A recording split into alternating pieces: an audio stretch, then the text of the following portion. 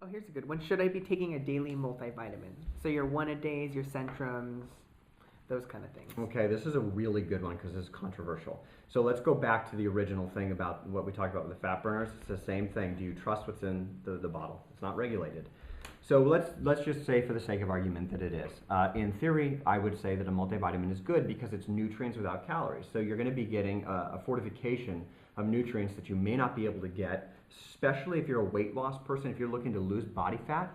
And I say weight loss because that's what people identify with, but just to be clear, as a professional, a fitness professional, when I say weight loss, it's only so that we're speaking a common term. I eventually move my clients over to saying body fat loss, because you don't really want to lose weight. The scale is your biggest enemy. It means absolutely nothing. It's about body fat. So I just want to make that clear if any of my fitness professional friends are watching this going, dude, what's he saying?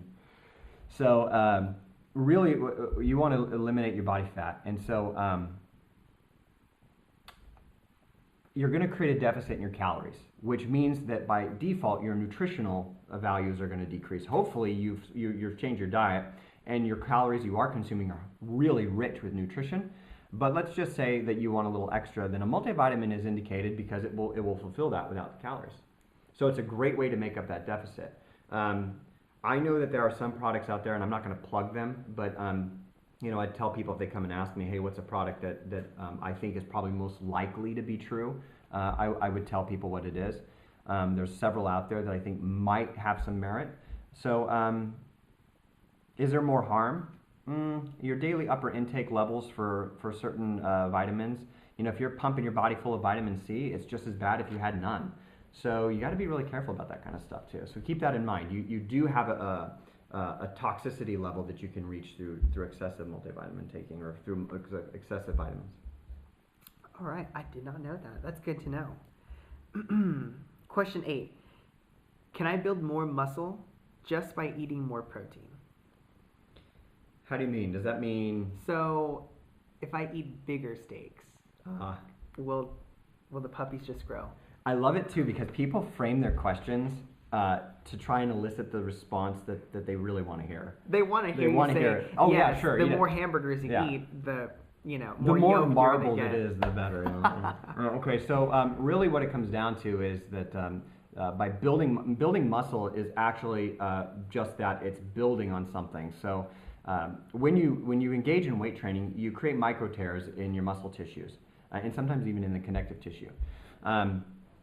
The rebuilding process of those muscles are what create adaptations that give strength, depending on your acute variables, depending on how you're applying well, there's a lot of acute variables, but let's just say the simple ones are sets, reps, intensity, weight, the tempo that you move the weight.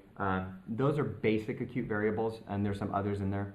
But really, protein is the compound that with amino acids allow your body to synthesize new cellular growth through muscle mass, right? Yeah. So, and I'll keep it really simple. Just eating more protein without stimulating the muscles will only add more protein. And remember that the body will only do 2 things with protein. Actually, it does 3. It does 3. So in the Krebs cycle, and when it goes through the process of breaking down branched chain amino acids, they will go through a process called hydrolysis, and then they cleave off and they go into 1 or 2 paths. They either go to pyruvate or they go to lactic acid. And the body continues to use branched chain amino acids over and over again until they no longer become recognizable, and then they're expelled through the urine. The thing is, if you have excessive protein intake, then the body's only going to use what it needs. You can actually damage yourself by increasing your urea levels. It can put a lot of strain on your kidneys by having excessive protein. And you become a lot more acidic. It throws off your pH. And a human being wants to be at about 7.3 in pH. So you don't really want to go acidic. And the more alkaline you are within the safe zone, the better. So by increasing your protein intake well beyond your need, it doesn't really do you any good. It just actually does damage. You put you in a state of ketosis as well. The Atkins diet is famous for this. Your LDL levels go off the charts. Your energy levels plummet. Your body fat starts to go away along with muscle mass because your body's converting. People think that ketones are a really good secondary energy use for the body. It's a terrible idea. You don't want to go into ketosis. You want to use glucose, and you want to use stored body fat for energy. Speaking of, back to body fat, I don't know if people know this, that fat is a tremendous, in fact, it has two times the energy power of glucose, stored body fat. Just keep that in mind. So, short answer, no. Eating more protein without needing it will not increase your lean body mass. All right. It will increase your calories. All right.